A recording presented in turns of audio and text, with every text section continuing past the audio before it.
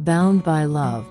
The story unfolds in 1948, in a small town in the Deep South, where the Jim Crow laws are strictly enforced. Society's rules are rigid, and crossing racial boundaries comes at a steep price. Lillian Carter, a white woman in her early 20s, raised in a well-to-do family. Lillian is educated, kind, and curious, but she feels constrained by the expectations of her family and community. Samuel King, a black man in his late 20s, a World War II veteran. Samuel is intelligent, principled, and strong-willed, working as a school teacher in the black community. One fateful summer afternoon, Lillian meets Samuel at the edge of a wooded area near her family's cotton plantation. Samuel, while fixing a broken wagon wheel, catches her attention with his calm demeanor and striking confidence. Despite their differences, a mutual curiosity sparks between them. Initially, their encounters are brief and cautious, fueled by a shared love for literature and music.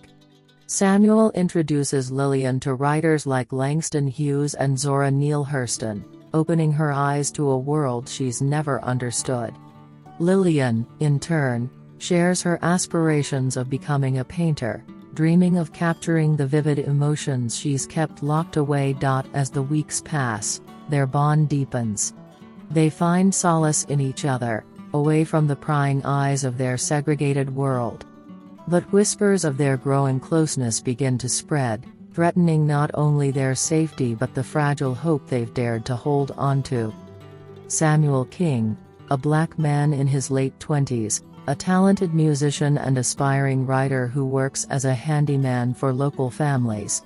Samuel is intelligent, compassionate, and quietly defiant, dreaming of a world where he can live freely.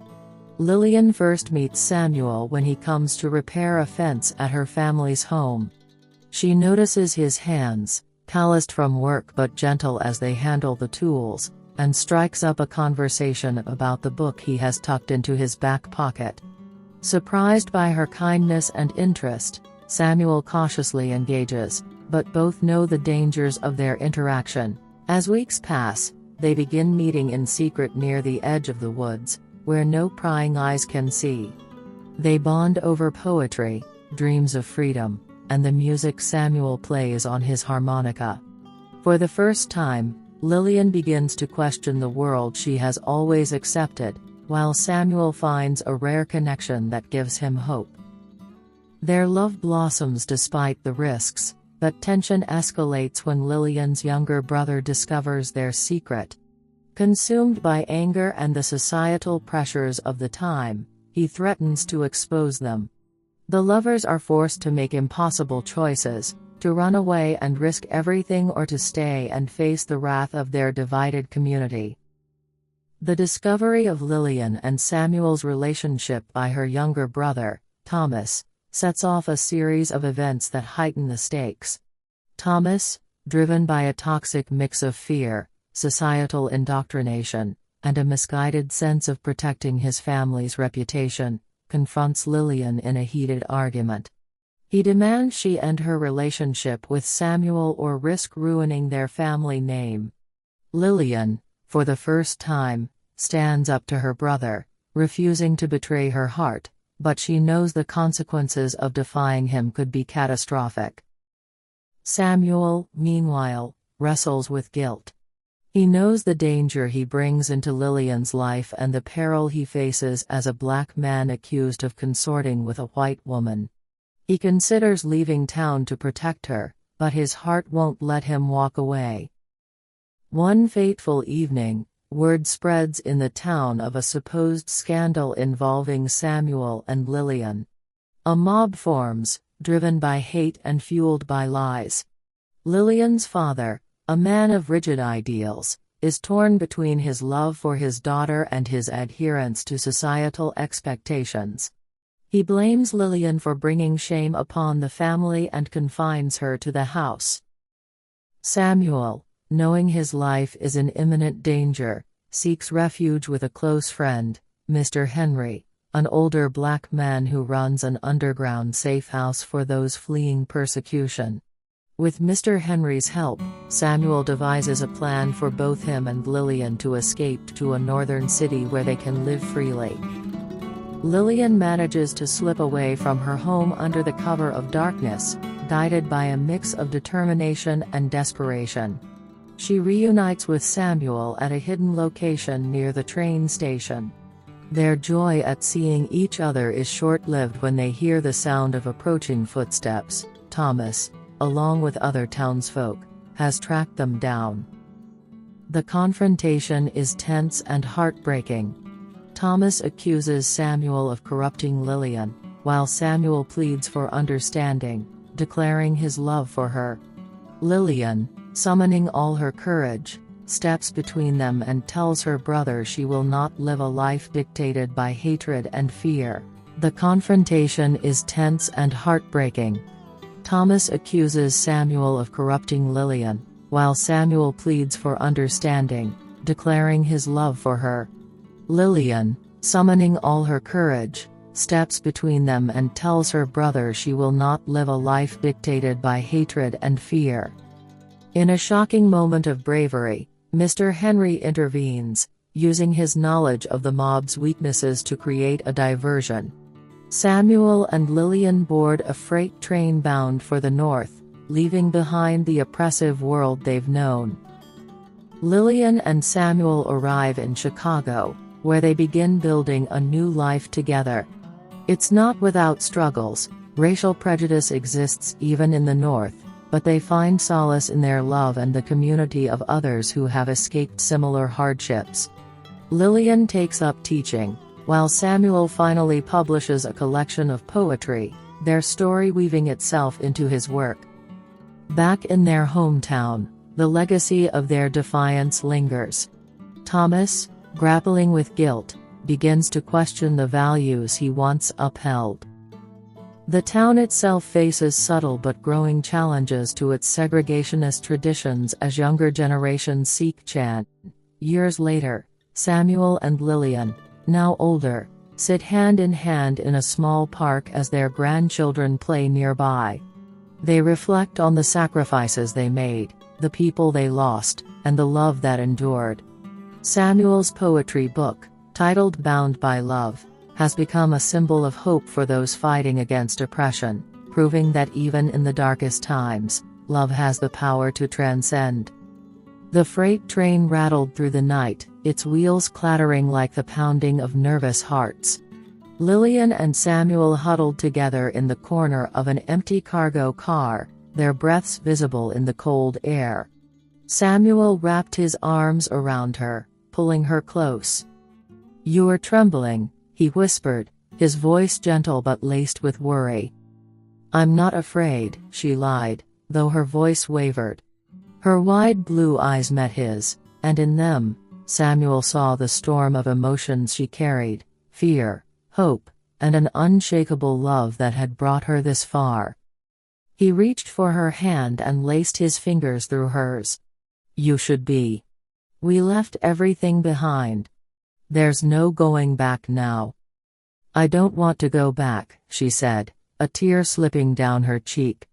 "My life didn't begin until I met you." Samuel's throat tightened. He wanted to believe her words, but he knew the weight of the burden she had chosen to carry. She had walked away from privilege, family, and safety, all for a love the world refused to accept. "I don't deserve this, Lillian," he murmured, his voice breaking. "I don't deserve you." She cupped his face with trembling hands, forcing him to look at her. "Don't say that. You deserve everything. Freedom. Happiness.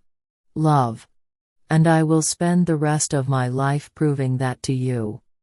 In that moment, Samuel felt something he hadn't in years: hope.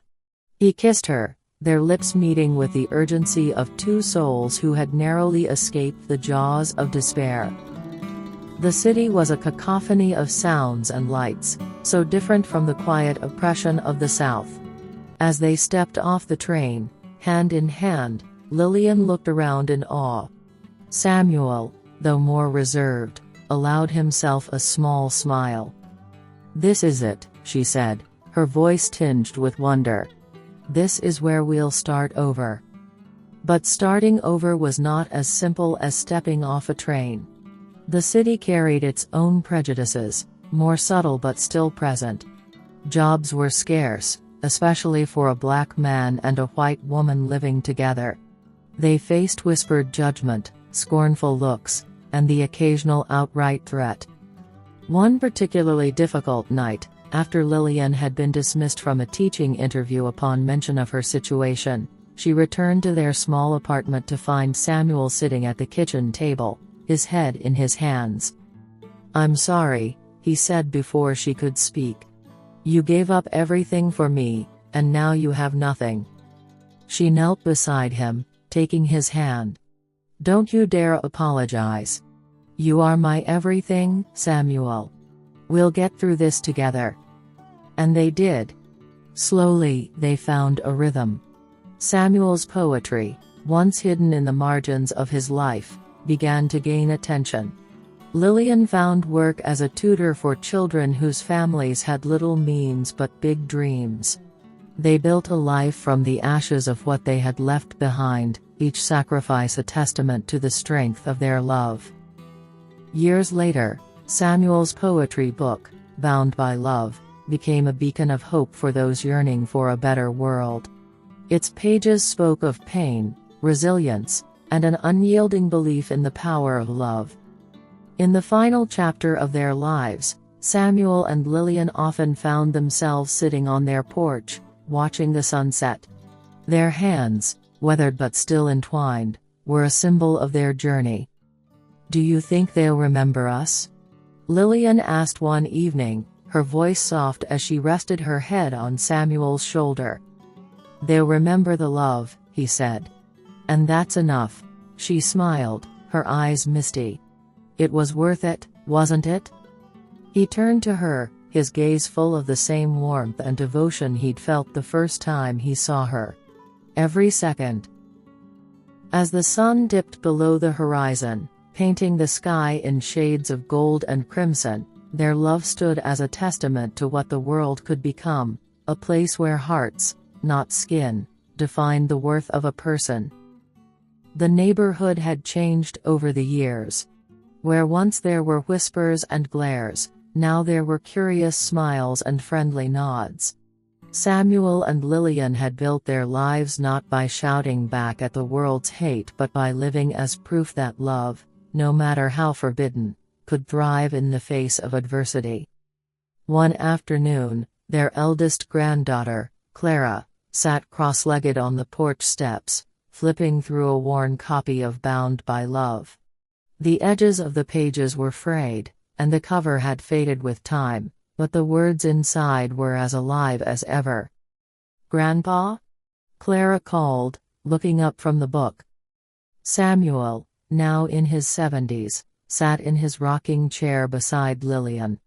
His once strong hands were frail, his movements slower, but his eyes still held the spark of the man who had fought to love freely. "Yes, my sweet girl," he replied, his voice gravelly but kind. Clara held up the book. "Did you really write all this for Grandma?" Lillian chuckled softly, her hair now silver, her smile as radiant as the day Samuel first fell in love with her. "He most certainly did," she said. Clara furrowed her brow. "But how did you know it was worth it? When everything was so hard?" Samuel and Lillian exchanged a look, the kind that spoke of decades of shared joys and sorrows. Lillian reached for Samuel's hand, her fingers intertwining with his as naturally as breathing. "It wasn't always easy," Samuel began. "There were days we were scared, days we thought we'd lost more than we could bear. But love doesn't ask for guarantees," Lillian continued, her voice steady. "It asks for faith. And we had faith in each other." Clara tilted her head. "But what about all the people who didn't understand? Weren't you mad at them?" Samuel sighed, his gaze distant for a moment. Anger was tempting. But it's like fire, useful in the right way but dangerous if you let it consume you. We chose love because it builds, not destroys. Clara nodded thoughtfully, her fingers tracing the title on the cover of the book. I want to love like that someday. Lillian leaned forward, her voice gentle but firm. Then love without fear, my darling. Love with your whole heart, even when the world tells you not to. That's the only way it matters. One crisp autumn morning, Samuel didn't wake. Lillian found him in their bed, a peaceful smile on his face, his hand still resting on hers. Though her heart shattered, she knew he had gone the way he always wanted to, surrounded by love. At the funeral, the small church overflowed with people from all walks of life, neighbors, friends, and even strangers touched by his words. As the service ended, Clara stood to read one of Samuel's poems from Bound by Love. Love knows no boundary, no chain it can't break. In hearts it takes root, in souls it will wake. Though the world may shout, you cannot be, love whispers back, I will set you free. Lillian, sitting in the front row, clutched the book to her chest, tears streaming down her face. She felt his presence in every word, every tear shed by those who had come to honor him. Years passed, and Lillian eventually joined Samuel. Their love story, once whispered in shadows, became a beacon of hope. Bound by Love was reprinted and distributed widely, its message inspiring generations to challenge hatred and embrace compassion. In their hometown, a small plaque was erected beneath the old oak tree where they had once met in secret. It read, "In memory of Samuel and Lillian King," and so, their legacy endured, not just in the pages of a book or the hearts of their descendants but in every soul who dared to love boldly, fiercely, and without fear. Years after her grandparents passed, Clara found herself standing beneath the old oak tree where Samuel and Lillian had once met in secret. She was in her late 20s now, her dark curls tied back, the wind carrying the crisp scent of autumn leaves. The plaque beneath the tree shimmered in the golden sunlight, its inscription simple yet profound, proof that love conquers all. Clara traced the words with her fingertips, imagining the two people who had fought so hard to be together. Their story was more than a family legend, it was a compass, guiding her in her own struggles. Though the world had changed since Samuel and Lillian's time, Clara still encountered resistance in her own life. As a young woman pursuing a career in civil rights law, she often faced skeptics who doubted her ability to bring meaningful change. Even her relationship with Matteo, a man from a background different than her own, had drawn criticism from those unwilling to see beyond their differences. Clara opened the worn copy of Bound by Love she had carried with her since childhood. Flipping to the final page, she read her grandfather's handwritten note. To those who read this, remember, love is not easy, but it is always worth it. Carry it with you as you would carry hope, and let it guide you through the darkest nights. Tears welled in Clara's eyes as she closed the book and pressed it to her heart. "Thank you, Grandpa," she whispered. That evening, Clara returned to her small apartment in the city, where Matteo was waiting with dinner on the table. The smell of spices filled the air, and the soft hum of jazz played on the radio. "You're late," Matteo teased with a warm smile, pulling out a chair for her. Clara sat down, her face thoughtful. "I went to see the oak tree," she said. "I needed to remind myself why I do what I do." Matteo reached across the table and took her hand. "And did you find what you were looking for?" Clara nodded. "I did. My grandparents fought for a love that seemed impossible. If they could face the world with so much courage, I can too. We all can." She smiled at him, her determination shining. "And I'm not just talking about us. It's about everyone who's ever been told they don't belong, that their love isn't valid, that their dreams don't matter. I want to fight for them, just like Samuel and Lillian fought for each other." Mateo squeezed her hand. "You're already doing that. And I'm here with you, every step of the way." Months later, Clara stood on the steps of a courthouse, holding a stack of papers. She had just won her first major case, a lawsuit ensuring equal housing rights for marginalized communities. The victory was bittersweet, a reminder of how far society had come and how far it still had to go. As reporters gathered around, someone asked her, "What inspired you to take up this cause?" Clara smiled softly. "My grandparents," she said. "They taught me that love is the most powerful force we have. It doesn't just bring people together, it changes the world. And it's up to us to carry that love forward." Her words echoed in the air, a reminder of the legacy Samuel and Lillian had left behind. Years later, Clara sat with her own children beneath the same oak tree. She told them the story of Samuel and Lillian, how they defied a world that tried to keep them apart, how their love had lit a fire that still burned strong. "And because of them," she said, her voice filled with emotion, "we are here. Because of their courage, their hope, and their love, we can dream of a better world." As her children leaned against her, Clara looked up at the sky. Somewhere, she felt, her grandparents were smiling, their hands still intertwined, their love still echoing through time. Would you like me to focus on Clara's activism further or expand on the relationship dynamics between her and Mateo?